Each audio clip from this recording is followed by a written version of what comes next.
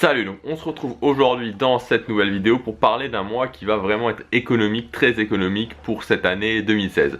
Juste avant ça, comme d'habitude, vous pouvez accéder gratuitement à ma série de vidéos privées en cliquant sur l'image qui est juste là. Dans cette série de vidéos, je vous donne mes meilleurs conseils, vraiment toutes les stratégies, tout est regroupé pour économiser de l'argent à Disneyland Paris et bien organiser votre séjour. Alors, je sais qu'il y a, enfin, je le sais parce que vous m'envoyez beaucoup de mails, beaucoup de messages sur Facebook, et je sais que beaucoup d'entre vous sont déjà en train de préparer leur séjour pour, voilà, pour l'été quelque part, presque pour l'été, pour le printemps, pour l'été, souvent aussi pour le mois de mai, le mois de juin. Et voilà, c'est une vidéo qui fait un petit peu suite pour ceux qui éventuellement n'auraient pas vu la vidéo sur le mois de mai, d'un mois qui peut vraiment être très intéressant pour cet été, c'est le mois de juin. Voilà. Donc si pour moi, le mois de juin en 2016, ça va être un des mois les moins chers à Disneyland Paris. Si vous voulez faire des économies, je vous conseille vivement de vous orienter sur le mois de juin. Alors je sais que c'est pas toujours facile, mais notamment je pense pour les week-ends, parce que je sais qu'il y en a qui m'envoient des mails en me disant en termes de week-end, voilà, on est assez libre au niveau du week-end, on peut prendre nos vacances plus ou moins quand on veut, donc on peut prendre congé. Donc quel week-end tu me conseillerais, plutôt quel mois tu nous conseillerais? Donc je vous conseille vraiment le mois de juin. Tout simplement pourquoi le mois de juin en fait? Ce qui se passe c'est que, voilà, comme je vous l'avais dit dans la vidéo sur le mois de mai, en avril il y a les vacances scolaires, donc finalement on se retrouve, il y a des vacances scolaires quasiment tout le temps, parce que moi je sais bien qu'en Belgique les vacances scolaires cette année elles tombent début avril. Après il y a les vacances en France, il y a 2 semaines de vacances en France, il y a 3 zones, donc quasiment tout le mois d'avril est pris par les vacances scolaires. Après on enchaîne directement sur les week-ends fériés de mai, où là c'est juste la folie, parce que bah voilà, on sait que dès maintenant il y a des gens qui réservent à leur travail des congés pour faire les ponts, les viaducs et tout ce qui s'ensuit au mois de mai. Donc là c'est idéal aussi pour Disneyland Paris, pour évidemment, en termes de destination, le mois de mai, il y a beaucoup de gens qui vont à Disneyland Paris au mois de mai.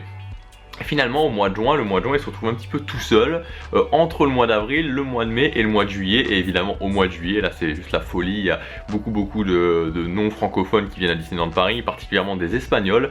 Alors ça c'est vraiment un phénomène, enfin, que j'en avais parlé en juillet dernier, quand je faisais mes vidéos à Disneyland Paris en juillet dernier. C'est un phénomène que j'ai remarqué. Et maintenant, enfin, je sais pas comment ça se fait, mais il y a énormément d'Espagnols qui viennent à Disneyland Paris pendant l'été. Et c'est pas le cas par exemple là pour mon dernier séjour à Noël, il y avait beaucoup d'anglais. Il y avait beaucoup d'anglais, mais il n'y avait pas une telle proportion d'espagnols. Et pendant les vacances scolaires de l'été, en tout cas pendant le mois de juillet notamment, parce que moi je vais très souvent, je suis allé quasiment tous les étés au mois de juillet, des fois au mois d'août, mais au moins au mois de juillet, il y a énormément d'espagnols.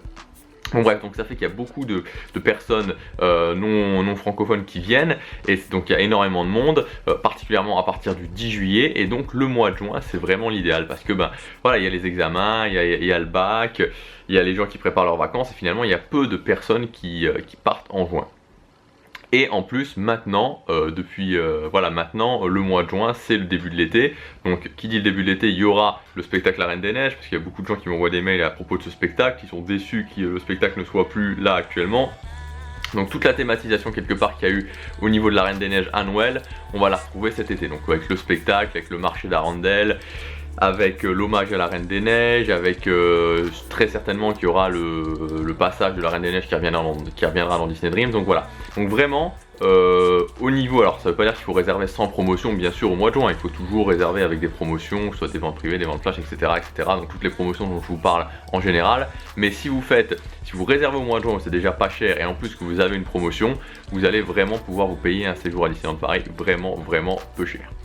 Voilà ce que je voulais vous dire dans cette vidéo. Vous pouvez vous abonner à la chaîne si vous l'avez aimé, et on se retrouve demain, parce que de toute façon il y aura une vidéo tous les jours jusqu'en avril 2017, les 25 ans de Disneyland Paris. À demain.